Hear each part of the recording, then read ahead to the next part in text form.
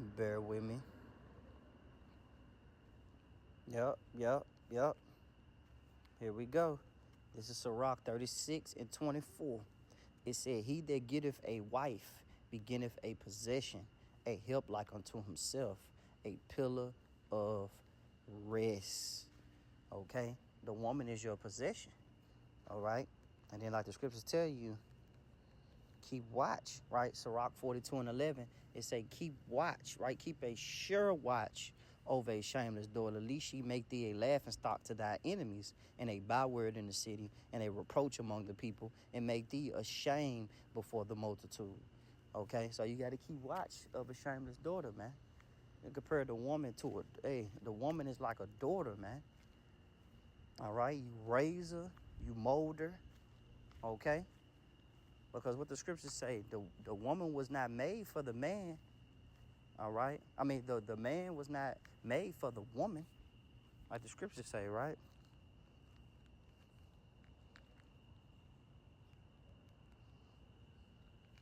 Mm-hmm.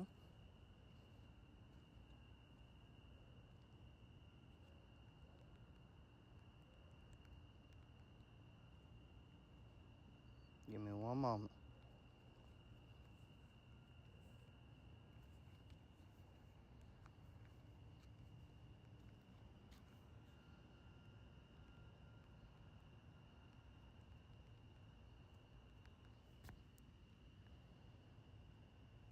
Yep. This is Ecclesiastes chapter 8, right? First Corinthians chapter 11, verse 8. For the man is not of the woman, but the woman of the man. Neither was the man created for the woman, but the woman for the man. All right. Okay. Everybody, that's the order, man. Okay. And we all know that the head of every woman is the man. Okay. The scriptures tell you that.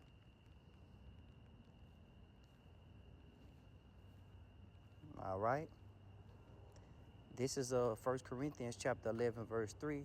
It say, but I would have you know that the head of every man is a Mashiach, and the head of the woman is the man, and the head of a Mashiach is the Most High. Okay, in that order. So when you listen to this parable, right, to the point that it made back in 2 Samuel chapter 12, back in verse 2, it said there were two men in the same city, one rich, the other poor. The rich man had huge flocks of sheep, herds of cattle. The poor man had nothing but one little female lamb, which he had brought up and raised. Okay. So he that getteth a wife beginneth a possession like his own, to raise, to build up, man. All right. Because she cleave unto you. She'll mimic your ways. She'll mimic your doings. All right. She'll be on board with what you be on board with. She'll eat what you eat. That's just how the Lord made a woman, man. And it grew up with him and his children as a member of the family. So you make a family with her, you know. You get kids, you put seed in her, and then guess what? She outcomes with your children, man.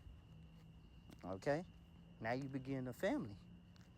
And it say it ate off his plate and drank from his cup and slept on his bed. It was like a daughter to him. That's why I brought out the scripture, say keep watch of a shameless daughter, man. You know, guide her in the way. Okay? Be strictly on her. Deal with her with strictness, man. All right? Watch her.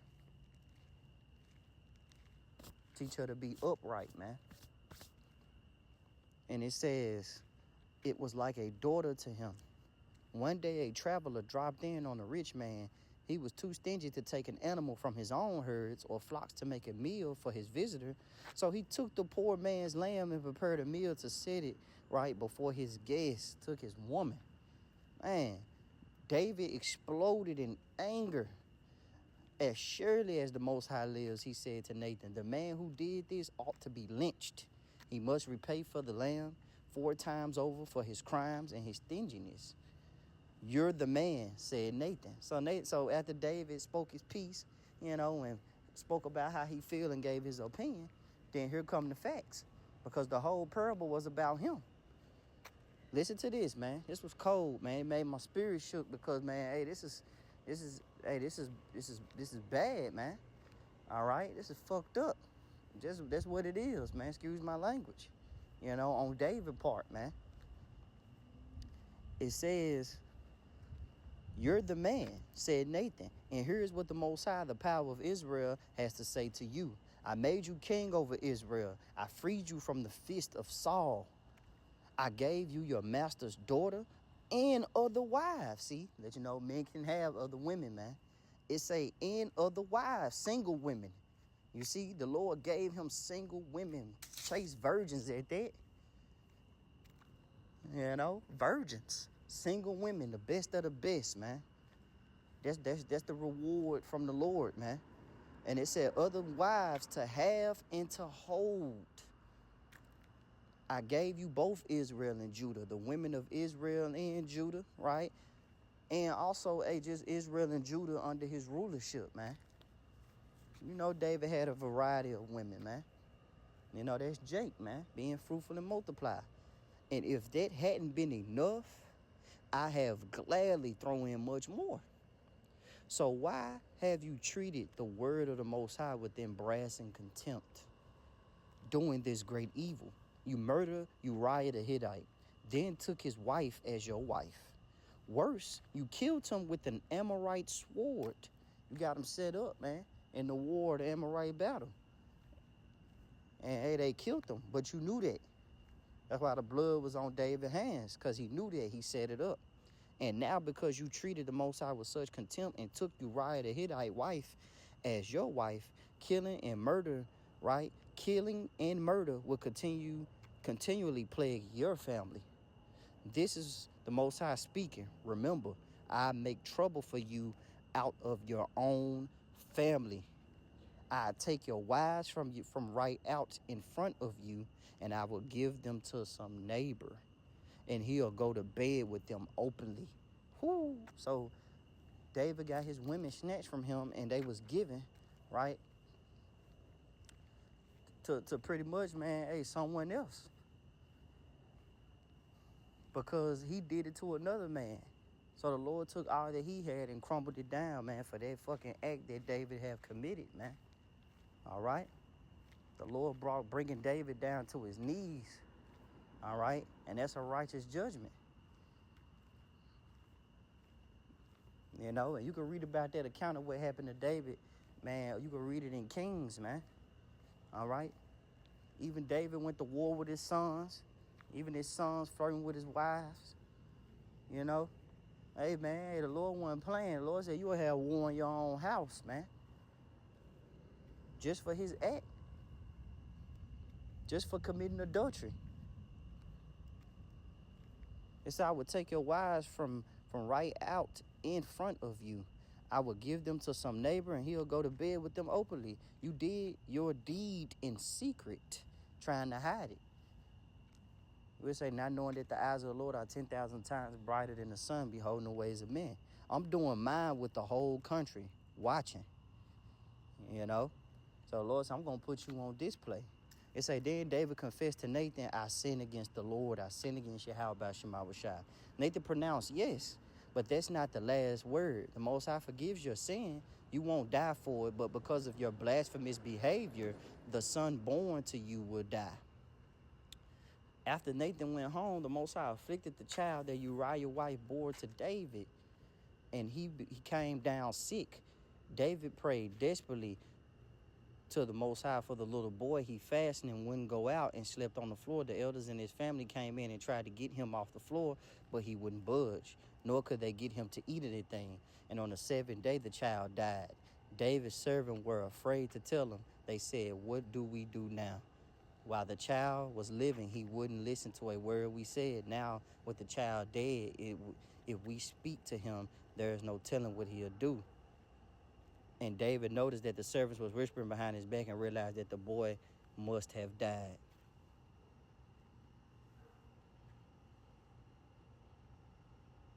All right. So, hey, man, that's why you shouldn't commit adultery, man. Because the Lord he can give you something better than death. You know, he can. That's why it's a fearful thing to fall into the hands of the living power. Let's get that in Hebrews, man, because I think that's the point. You know, that's the point, man.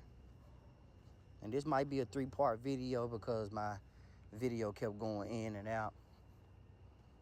But, man, hey, that's why you don't do it. And before that, if you read like the context of it, I think in chapter 10, right, it's pretty much in 9, it's going to go into the things that led up to it, because David was watching her bathed and everything. You know, he had his eye set on that woman, on that man's wife, looking at her body, craving her, knowing that she belonged to someone else. And not once did he repented of the evil. He just went forward with his desire. He obeyed his thirst, and it cost him, man.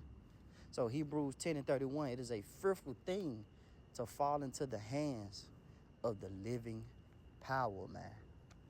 Okay? It is a fearful thing to fall into the hands of the living power, man. All right? That's why the Lord gave us straight commandments, man. Hey, let me read it again, man. Let me read that again, because that's very important, man. Because don't forget, David knew the laws. He knew the ordinance. You see, it was given unto the nation of Israel. All right? He knew the ordinance, man. You know? But he went against the Lord, the word of the Lord. That's why I say, why did you went against the word of the Lord with contempt? To be against, man. Ignoring it, despising it, as if it had nothing to do with you. As if the word not going to catch up with you, and like as if the Lord is not going to judge you, as if you unsubscribe from the law, statutes, and commandments, man. You not. 2 Esdras 7:21. For the Most High have given straight commandments to such as came, what they should do to live, even as they came, and what they should observe, right, to avoid punishment. Okay? Let's get Baruch 4:1. It say, this is the book of the commandments of the Most High, and the law that endureth forever. See, as long as we live, this law endure forever, man. All right?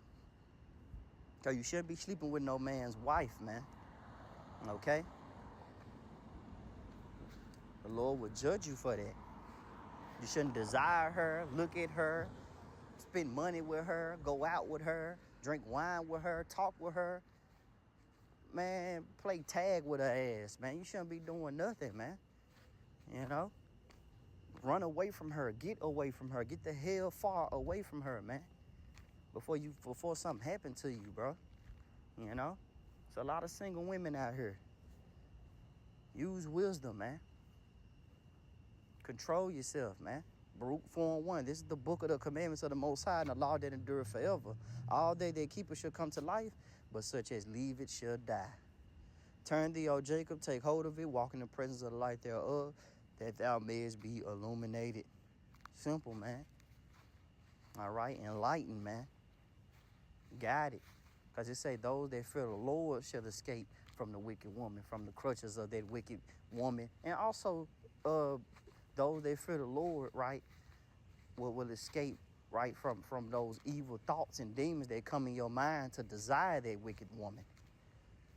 Something that you should not be doing. You shouldn't be desiring another man's wife, man. All right? But America, they love that, man. They pushes that.